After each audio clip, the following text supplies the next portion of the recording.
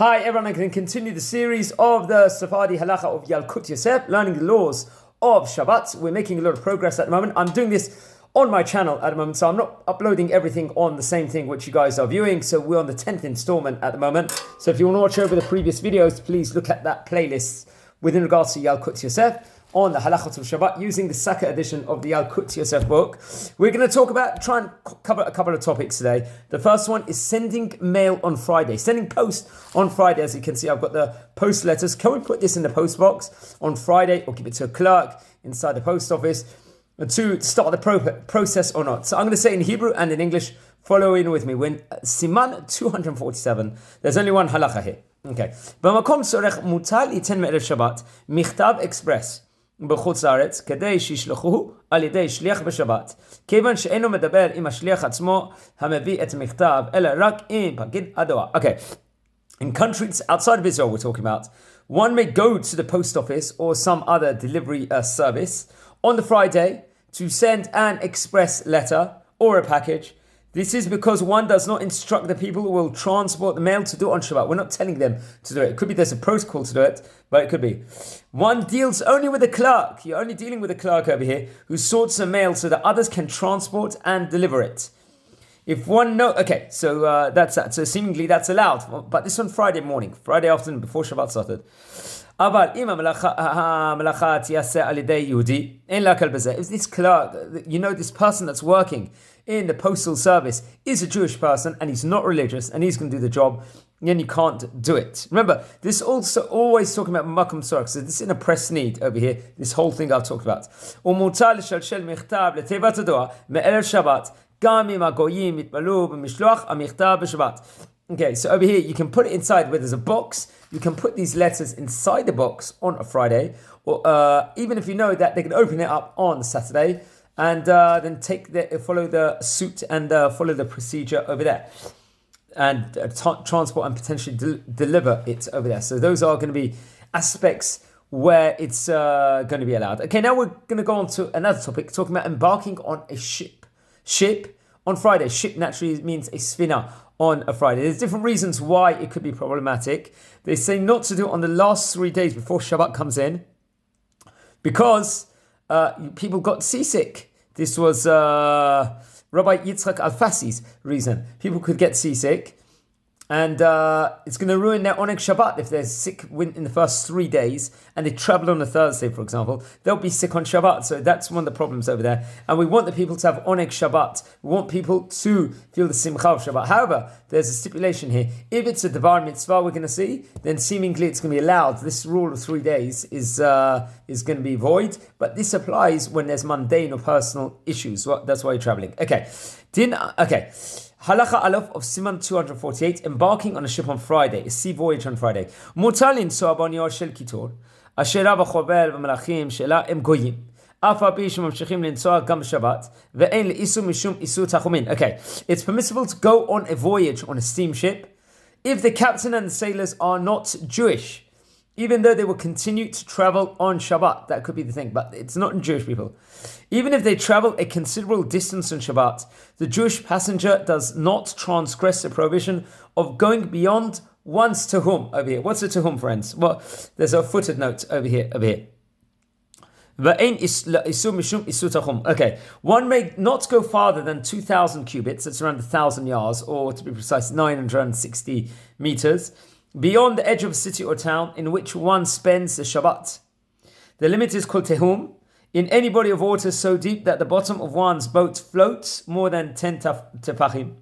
That naturally is 31 inches above the seabed. The limitation of a tehum does not apply over there. Okay, let's go on a bit more. Okay, remember I'm doing this in the other series. You can hear many other things. Okay, ואפילו בערב שבת מותר להפליג באונייה זו אם הולך לדבר מצווה. But if it's going to be a matter pertaining a mitzvah, it's going to be allowed. כגון, אם עולה לארץ ישראל, if you're traveling to the land of Israel, which is a mitzvah, או לגייס תרומות לישיבות הקדושות ותלמודי תורה וכדומה. If you're raising money for yeshiva, Torah Institute, then this rule doesn't seemingly apply within regards to this over here, or within regards to going just before Shabbat.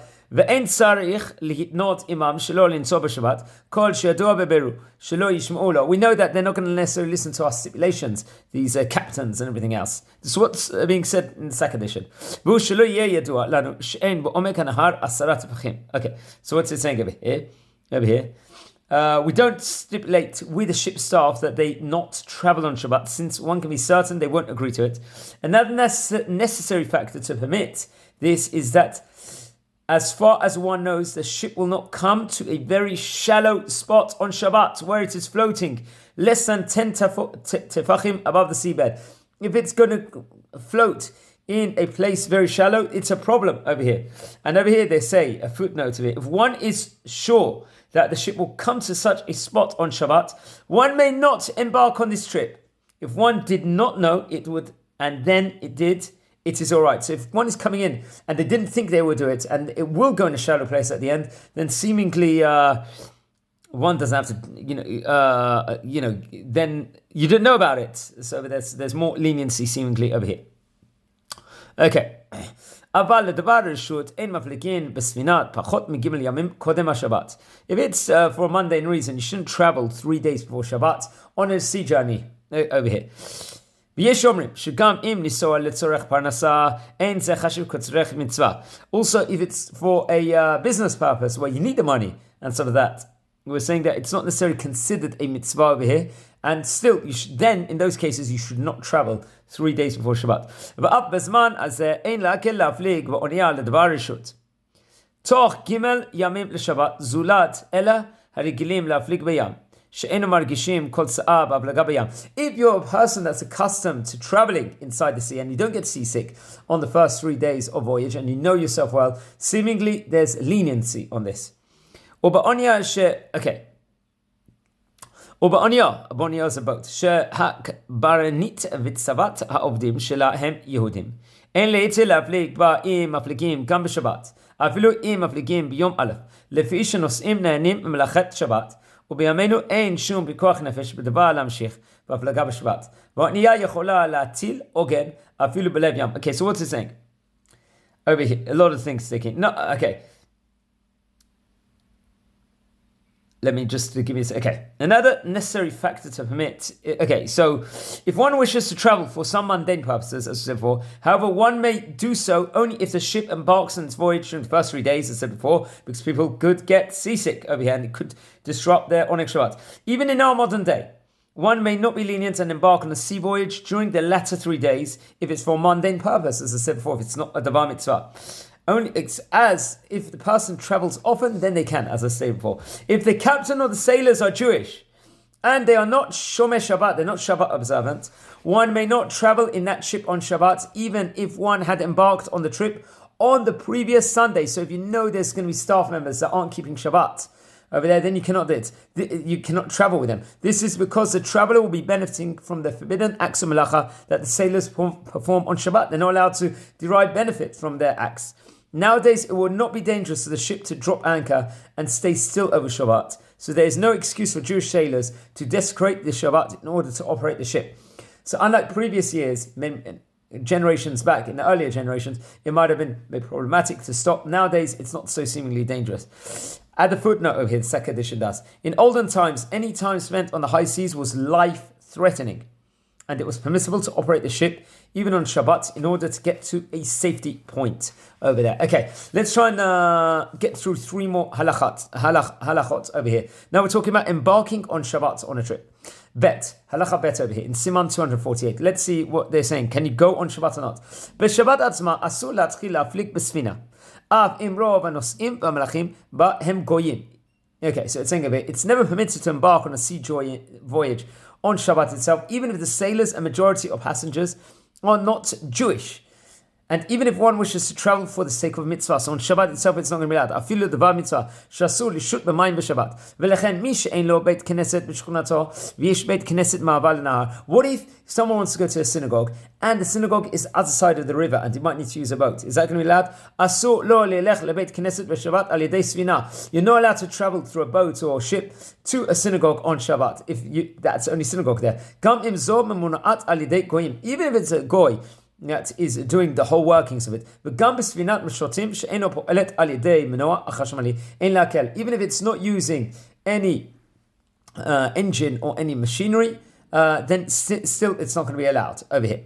Okay, now halacha. Now let's take on halacha gimel over here. Halacha number 3. Asur letos b'matos b'Shabbat. Not allowed to go on a plane journey on Shabbat. Naturally, we would have thought that. Even the majority of people traveling there and are not Jewish, and the crew is not Jewish, the majority, still it's not allowed. What if he's going to travel before Shabbat and land on Shabbat? Still not allowed. Over here. Okay. אבל אם המטוס ינחת לאחר צאת השבת, יש אומרים שאין איסור לטוס בו כשרוב הנוסעים הם גויים, ונכון לעשות שאלות חכם בכל מקרה. Okay. Let's think of it. If the plane takes off before Shabbat begins and will land only after Shabbat is over, this is another case. So it goes before Shabbat begins and lands when Shabbat is over. Remember, different locale times. Say you're traveling to Australia or something from England or something. Some poskim ruled that one may fly on this flight if most of the passengers are not Jewish. Wow. If such a situation arises, one must ask a competent rabbi in these cases. However, seemingly it's not a normal case scenario, and I don't know if it's theoretically possible for a situation like this to occur. Obviously, you don't know if there's going to be delays or not, but the flight will have to be around 20 hours, and depending on the flight journey times to vary, the flight times to vary in different areas. The clocks have to. Okay. What if the plane lands on Shabbat, which can happen if there's a severe delay and you're flying on a Friday morning or Thursday night, let's just say, to a far-off place. Okay. Matos shenachat b'sadeh at'ufa. V'nitbareh shekava nichnasa Shabbat. Ein letzet menu ad motzei Shabbat. Kol shava al isur tachumin. Okay. If someone traveled in an aeroplane and due to unforeseen circumstances, the plane did not land at its destination until after Shabbat had begun, one may deplane, since one will not be permitted to remain on the plane until Shabbat is over. Over here. I'll repeat it again. The halacha. Matos shenachat b'sadeh hi'at'ufa v'nitbareh shekava nichnasa b'Shabbat ein letzet menu ad motzei Shabbat kol shava al isur tachumin וכשאין מאפשרים לו להישאר באווירון צריך להישאר בשבת בשטח שדה התעופה בלבד. Okay, say if let's say hypothetically you have to get off over here. The captain and the clerks, they need the flight, they need the aeroplane to clean it and everything else. They might want to kick you off it.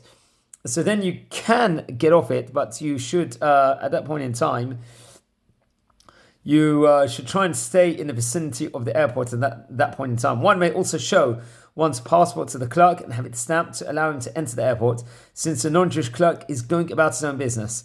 Over here. צריך להישאר בשבת בשטח שדה התעופה בלבד. ומותר למסור את הדרכון לשוטר גוי כדי להחתימו ולקבל רשות לעבור ולהכנס לתוך שטח נמל התעופה. You're allowed to, once you're coming off the flight, you have to give your passport over to the clerk working there to stamp it. These things seemingly will be allowed over here. You're pretty much forced in the situation. Over here. Okay. ומותר למסור את הדרכון לשוטר גוי כדי להחתימו ולקבל רשות לעבור ולהיכנס לתוך שטח נמל התעופה. In order to get into the airport vicinity properly from the flight, you need to show those passport documents. וכן, האונייה שהגיעה לחוף בשבת, say if it's a boat or a ship that arrives at the shore, the port, the area on Shabbat, אסור לו לרדת ממנה עד מוצאי שבת. Then ideally you shouldn't come off it until Motzei Shabbat. אלא אם כן האונייה ממשיכה להפליג. Only if it's just a stop place over here and it's not resting now permanently and they're going to travel somewhere else, then you can. שאז ירד וישאר בשטח הנמל. But then you're going to have to stay inside the area of the port. You cannot start traveling around everything. Obviously, naturally, there's different issues within regards to that. So we covered today Siman 247, that one halacha. Siman 248, halachas 1 to 4. And please continue. I'm going to continue this series on the Yalkut Yosef, the daily halacha. Wishing you all a fantastic day. I'd like to dedicate this in memory of David ben Shalom Shlomo.